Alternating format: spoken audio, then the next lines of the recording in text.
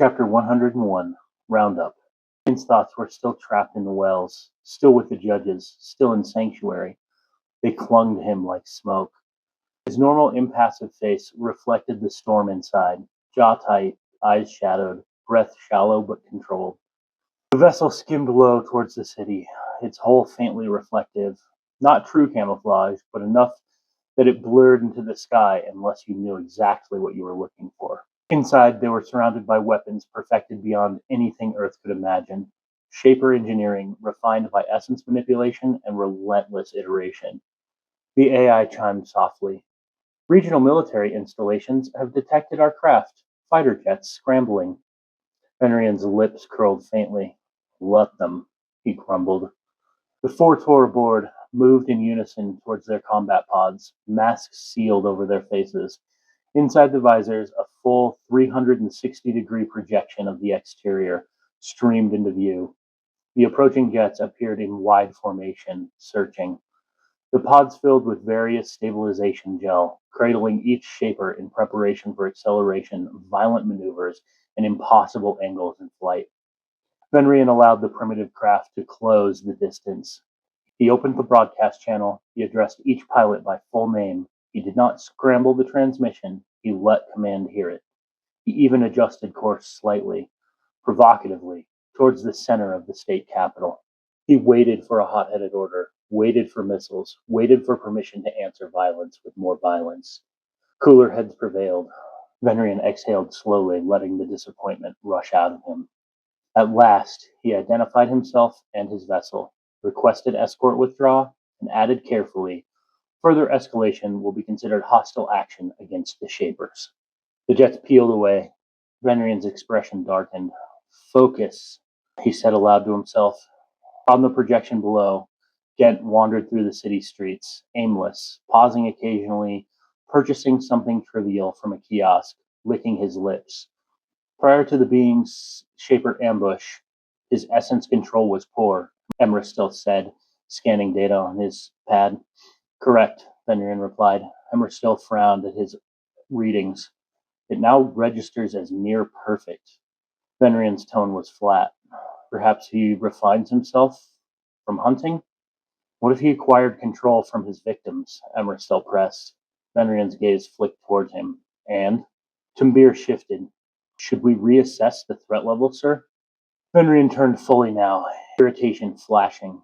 Brief review does not alter the strategic necessity of eliminating this threat. Do we have time for prolonged study? First contact in less than 24 hours. Do you propose we allow him to grow stronger? Silence was his only answer. What were the attunements of the previous team? Emmerstill asked quietly. Fenrian clicked through his display. Regenerative, radio frequency, emotional desire manipulation. A heavy pause settled between them. I understand your hesitation, Fenrian said at last, voice colder now. It changes nothing. The ship hovered into position. Guards up, Emmerstill said. Fenrian stepped to the wall and pressed his hand against it. The metal rippled upward, floating over his arms and torso like liquid mercury before solidifying into a thin, flexible armor. Helm, boots, reinforced plates, each locked into place with practical efficiency. He checked the timer. 30 seconds. They were all ready, with 5 seconds to spare. The final seconds stretched long and thick, anticipation crawling beneath their skin. Drop, Venrian commanded. The floor panel split open. Venrian fell 50 feet to the street below, directly into the path of Gent's car. Tires shrieked. The vehicle skidded to a halt. Gent stepped out slowly, shadow leaking from his mouth and eyes, as if he were exhaling smoke. He licked his lips. His jaw twitched. He tried to speak, but only a low, hungry moan escaped him. Venrian didn't wait. He charged. A spear of condensed light erupted from his palm, blasting through Gent's torso before the bladed tip could follow through. The strike bit deep into the creature's hip. Venrian ripped it free. Gent barely seemed to notice. The other tore converged, weapons blazing with blinding brilliance as light poured out of them. Venrian pivoted and swept again, clean and precise, severing Gent's right leg above the knee. The creature smiled wider as darkness erupted outward, shadows swallowing the street in an instant. Kent's flesh split open under repeated strikes, his true form spilled free, a churning, amorphous mass of liquid black threaded with writhing tendrils. The Tor assault team adjusted quickly. One of them, just slightly slower, drew Gent's attention. He laughed and lunged. Fenrir reacted instantly, driving his spear through the core of the shadowy mass. Pain rippled through Gent's body like a shockwave. Another blade cut deep. Gent split. A smaller orb tore free and darted through the thickening darkness, while a larger mass dispersed, stretching the shadows into near total blindness. Emristel! Tumbir barked. For a heartbeat, Gent felt strength returning. Then a concussive burst of light and sound detonated, compressed his form inward. A blade cleaved through the smaller fragment. It burst into nothing. Fenrir struck again, slicing through the larger mass, but his angle was off by inches.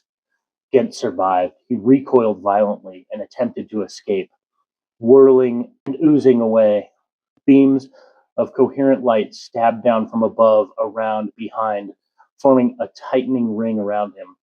Gent shrieked and hurled himself at the closing perimeter. A laser grid projected from the transport chip above encircled him. The shadows folded, his body thinned, and then it vanished, sliced to pieces. Silence fell over the street. Around them, 100 phones recorded everything. The Tor quickly retrieved tools and scanned for any residual signatures. Nothing. They rose from the street as if lifted by unseen magnets, ascending back into the vessel.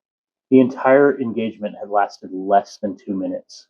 Inside the ship, Venrian stripped the living metal armor from his body and returned it to the wall, where it hardened into an inert plate once more. Small drones descended to sweep the area, scanning for any fragments or anomalies, any other signs that the creature was alive. The ship turned toward the Linamos 5. Venrian did not smile. He did not feel any victory here. Something in him had wanted a real fight, but this had felt like trapping an animal and little more.